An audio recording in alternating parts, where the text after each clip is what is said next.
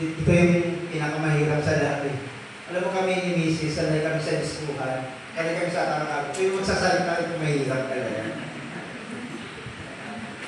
Mga pala, ako si Brother Jane, no?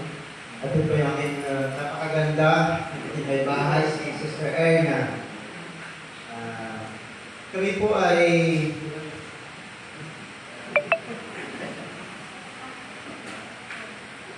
bali, kami po ay 4 years na po kami sa Opus. Bali, nasa 26 years na po kami kasal. Pinakabahan ako kasi siya na. Kung sayo, sayawan na natin ito eh. Okay na, bro. Yung sa buhay po namin, hindi na po kami sa Opus, hindi na sa aming away. Lagi po kami nag-aaway Sister na. Alam mo, napakahirap na malayo ako sa kanya, sa anak ko. Kasi, kaya pala ako po ang trabaho ko po ay isang security guard. Ako yung security guard. Tapos, sister na naman po ay sa Iloilo siya dati. So, nakapadala lang po ako ng pera. Kaya napakahirap po na malayo sa pamilya.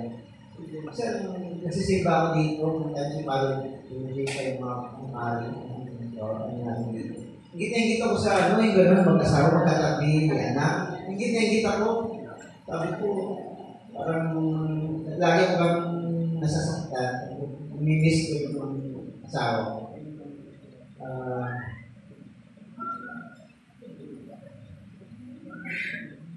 Kasali ko na lang po yung dito ko.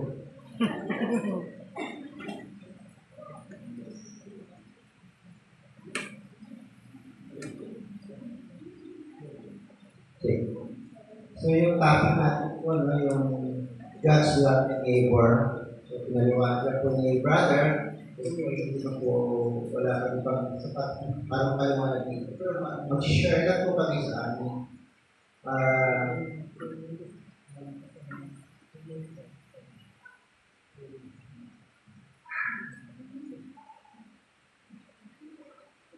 Naging member po kami ng Purpose for Christ noong 2021. So kami po,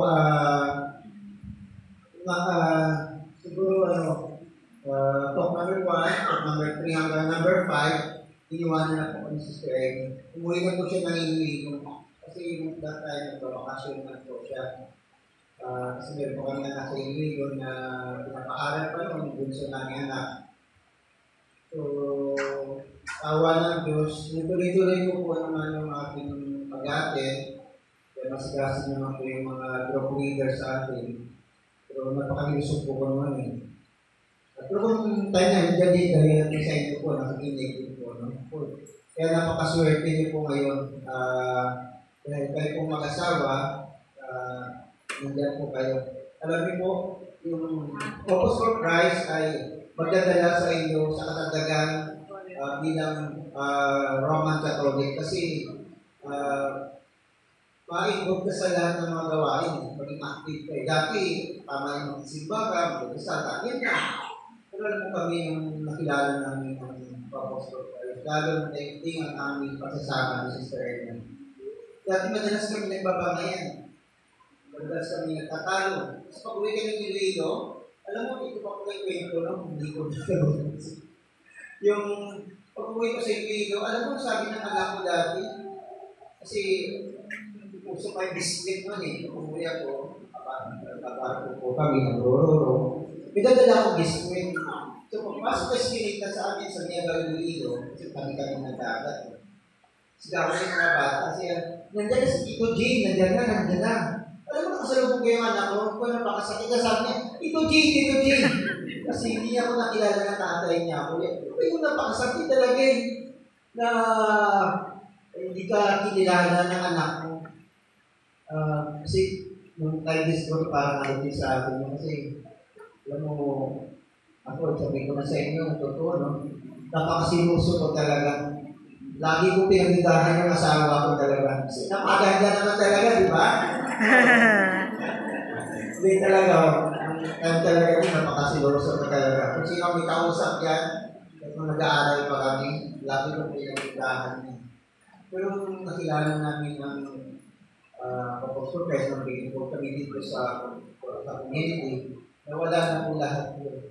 At kahit sino makiusap po, pwede nagdahin na po. Galit ko lang po Pwede na po. Hindi na po ako nagsiselos kasi siguro may edad na rin ako na mature na rin ang pag-iisip ko. At dumating din po sa pagsubok sa buhay namin. Kasi meron pa lang kaming dalawang anak ko, isang babae, isang lalaki. So yung anak ng May po ay nag-graduate na po siya ng information technology. At sa ngayon po, nagtatrabaho na siya sa aviation sa Cebu Pacific. Kaya po, libre na po ang aming pamasahe pa uwi ng dito. At ngayon, minsan nakarating po kami ng Palawan. Ito, balak namin naman mag-Boracay. Sana matuloy. Then, alam mo, sinubukan kami ng Panginoon 2001. Yung anak ng bunso po ay namatay po siya. Kasi napakasipag ng anak namin. Nag-online asilin po siya, no? Inibinta niya po, tapos pag may mag-order sa kanya, i-deliver niya po ng personal talaga. Ganun kasipag ang anak namin. Pero sobrang bait talaga. Alam niyo po, nung nabalitaan ko po na namatay niya yung anak ko, nung nahagip ng dump truck, nasa bahay po ako. Hindi ko po alam, hindi ko matanggap kasi ang alam ko ay second year college na po ng seaman. Ako po ay nag-aaral po ng seaman, hindi ako nakasakay. Hanggang-interraylan lang po ako. Pag-aaral ko po talaga na mag-seaman kasi sa Iloilo po, halos lahat po ng kapitbahay namin, hindi naman pala lahat. Karamihan po ang mga seaman talaga ng mabuhay nila ngayon. Pero nalaman namin po na namatay, grabing galit po talaga sa driver. Lalo na sa mga nag-ibisiga po, nung pagkamatay ng anak ko. Ito napakasaklap. Yung ginawang witness po sa anak ko, tsahin pa ng kaklase ko. Napakasakit. Binaliktad na pangyayari, parang may kasalanan pa yung anak ko. Kasalanan pa ng anak ko kasi ito, binangga niya yung truck. Natalo po kami sa kaso. May sumot po kami na dumating dito po na close na daw ang kaso. Alam mo, out cases care na. Kasi napakamahal niya talaga yung anak ko ngayon. Si Edward Chester. So, kung hindi, isa rin po, dahil sa Apostol Christ, tinulungan po kami sa panggastos. Alam niyo po, naging COVID patient pa yung anak namin. Nabangga lang ng dump truck dahil sa chismis. Yung chismis po ng aming bahay po, ito yung anak ko lagi daw po doon sa China, kasi kahit po ay misis, na COVID. So, parang nag-chismis siya doon sa barangay, na lagi ko yung anak ko doon. Kaya,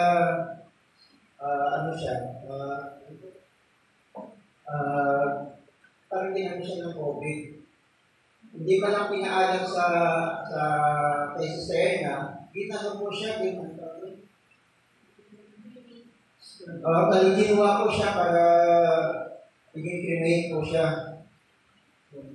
Biro ko, pag-alis ko doon, ang labit na binala ko, patay, sabi niya.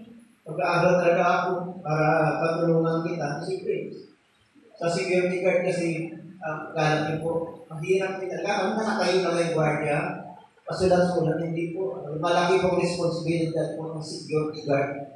Kaya kahit guardia ko ako, pinagmamalaki ko po, nakapagpaaral ako ng IT. Ito po, minsan na po.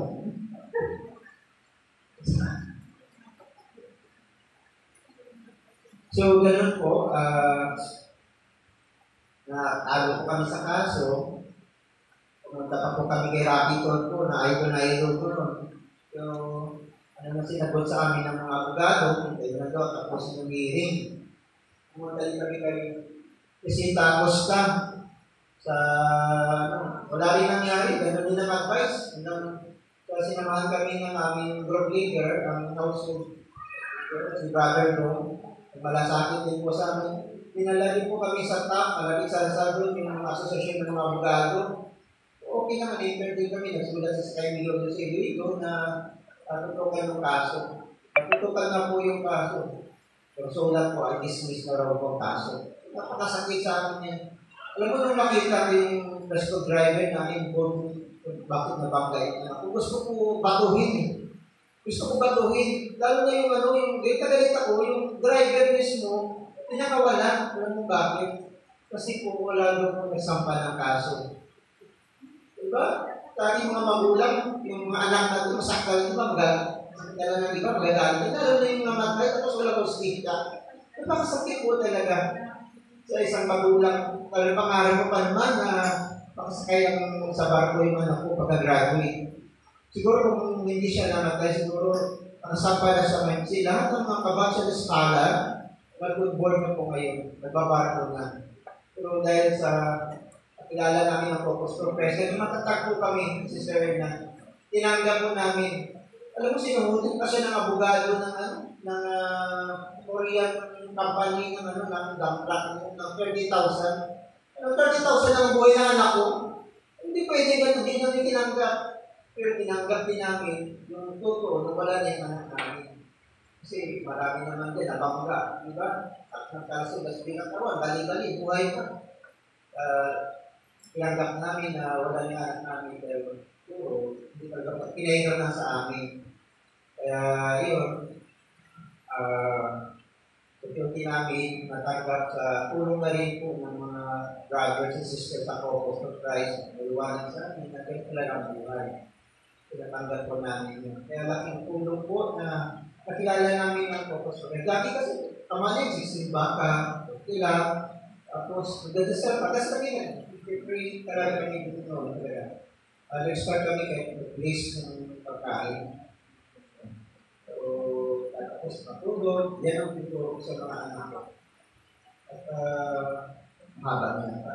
Sasabihin niya kasi Sister Ern. Pasensya na po medyo yung kwento ko, bukod sa itulisyo pa na Bisaya, ilong ko kasi ako. Medyo, clear po ba? Oo, katmanag. Kaya po, nasabi ko sa hapon na napakapalad niyo po at na-invite po kayo dyan. At nakilala niyo yung Panginoon, lalo niyo po makilala sa ngayon pagka-graduate mo. Kaya tapusin niyo po yung CLP na ito. Maraming salamat po. Maraming po sinasishare dahil akala ko po hindi po kami mahal ni Lord.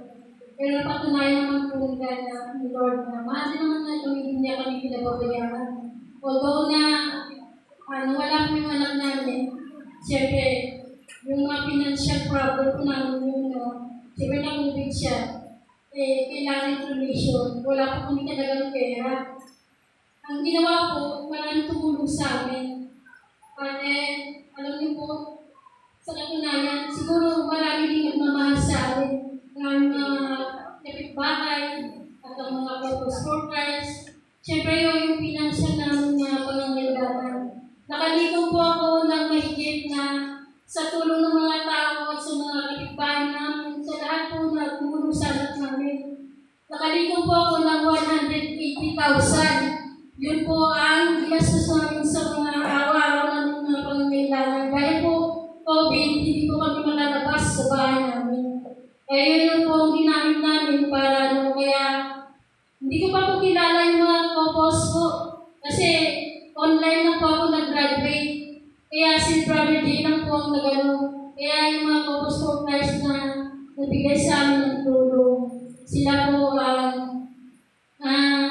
tumulong sa amin. Kaya nagpapasalamat din po ko sa kanila. Although na hindi ko po sila kilala. Kaya ganoon din po sa mga tao tumulong sa amin. Kaya hindi po kami tinulungan ng Burian Company. Dahil kahit sino wala po silang binigay sa amin, hindi naman po nila kami pinakusap na sana, kahit na lang po sana sa nila yung kumbaga abuloy na lang nila, wala talaga. Yung bibigyan lang sa amin na insurance lang po. Kaya hindi po namin lang tinanggap. Kaya sabi ko, papasa-Diyos na lang po namin ang lahat kasi hindi naman tayo pababayaan ni Lord. Kaya kailangan lagi lang po kayo manalangin na tumulong sa kapwa para yung kapwa rin natin ang tutulong po sa atin kapag tayo na nangailangan. Kaya masakit man po sa amin na nawala yung anak namin, pero tanggap na po namin. Dahil po dito sa Focus Quarters, sila rin po tumulong sa amin para pag-aan po ang aming mga hinanay sa buhay, yung mga sakit na nararamdaman po namin. Kaya sa ngayon, salamat po dahil nandito po kami sa inyong harapan. Siguro, the way na ang Lord din po gumawa ng paraan para narito po ako sa inyong harapan. Dahil kung wala ito ang aming anak, siguro wala na po ako dito ngayon. Kaya yun lang po. Maraming salamat po sa inyo. Ngayon na lang naman pala ako sa ngayon po, kami po ay nagsiservite po sa simbahan. Sister na po ay bilang greater separation sa ako naman po ay natulungan ng brother Ray, may pasok bilang lay minister. Maraming salamat.